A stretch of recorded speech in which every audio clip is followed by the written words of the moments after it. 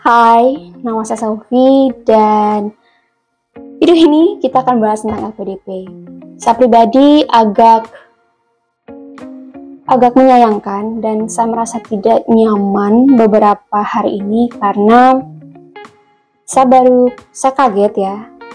Mungkin ini sudah terjadi cukup lama, tapi saya yang baru tahu bahwa ada anak-anak LPDP yang sudah lulus tapi mempergunakan statusnya award di LPDP-nya itu sebagai ajang di mana dia bisa mendapatkan pundi-pundi uang. Dalam arti kayak gini, dia sudah mengikuti seleksi ya cukup panjang, kemudian ada orang-orang yang pengen ikut juga, dan untuk dia mentori harus bayar dia uang gitu.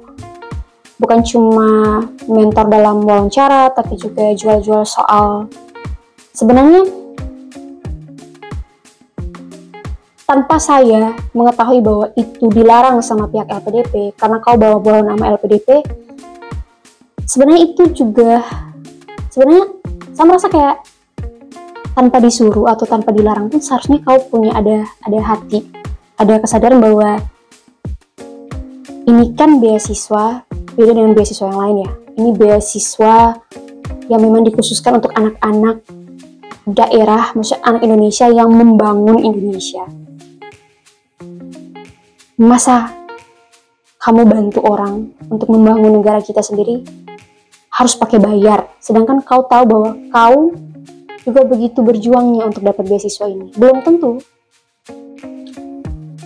Kayak, aku bisa berkata-kata ya, tapi tidak tahu ya, prinsip setiap orang berbeda-beda dan tidak semua orang mungkin punya prinsip yang sama. Tapi kalau kau ikut PK ya, persiapan keberangkatan, setidaknya kau harus tahu ya. Setidaknya kau enggak lah, saya sampai tidak bisa berkata-kata karena saya memang mungkin orang rasa itu agak lebay ya.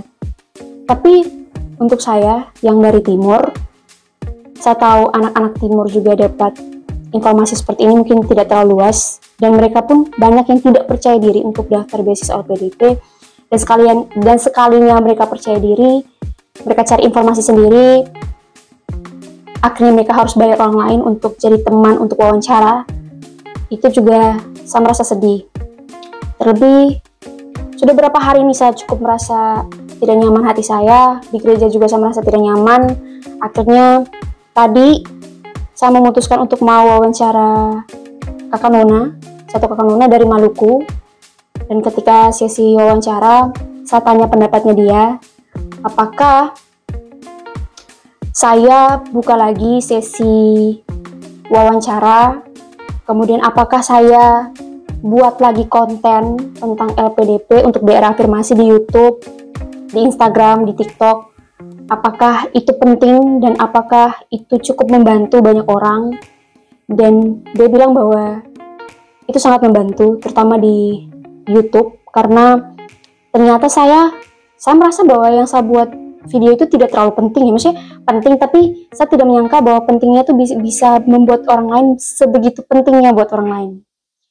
Maaf omongan saya agak belibet, tapi saya tidak terlalu menyangka bahwa yang saya buat itu sebegitu pentingnya untuk orang lain di YouTube, di TikTok, di Instagram. Ternyata bisa buat orang lain belajar dan bisa buat orang lain percaya diri. Saya tidak tahu ternyata dampaknya tuh begitu besar untuk orang lain gitu. Ketika berdiskusi dengan kakak Nona tersebut, akhirnya saya memutuskan untuk buka lagi sesi wawancara. Saya mau mendampingi orang wawancara, tapi dengan sistem yang akan berbeda dari sebelum-sebelumnya.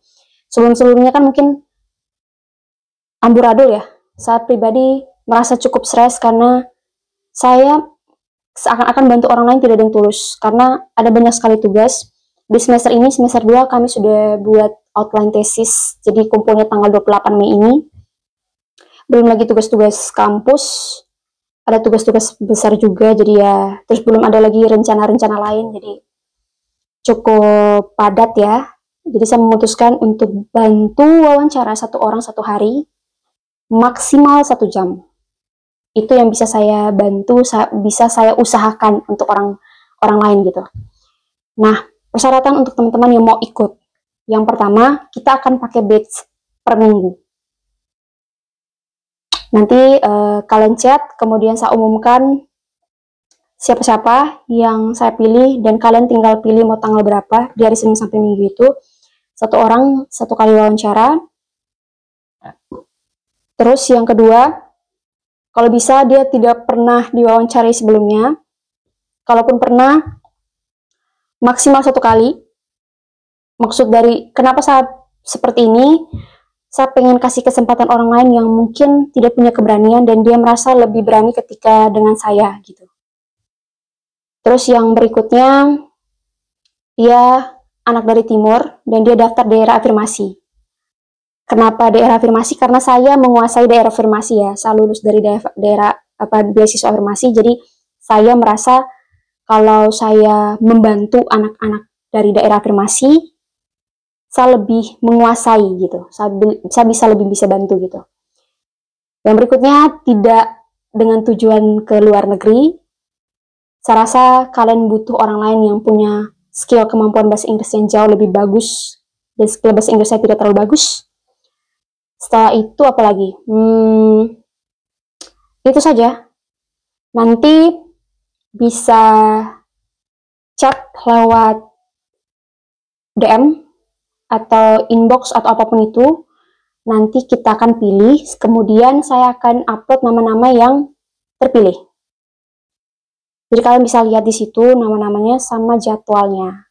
Kenapa dibuat seperti ini? Supaya orang lain di luar dari teman-teman yang chat, mereka bisa tahu bahwa oh, batch pertama sudah tutup, batch kedua sudah tutup, lanjut batch ketiga gitu. Jadi hanya untuk memberikan informasi bahwa sudah tutup, sehingga teman-teman yang lain bisa ikut lagi batch kedua.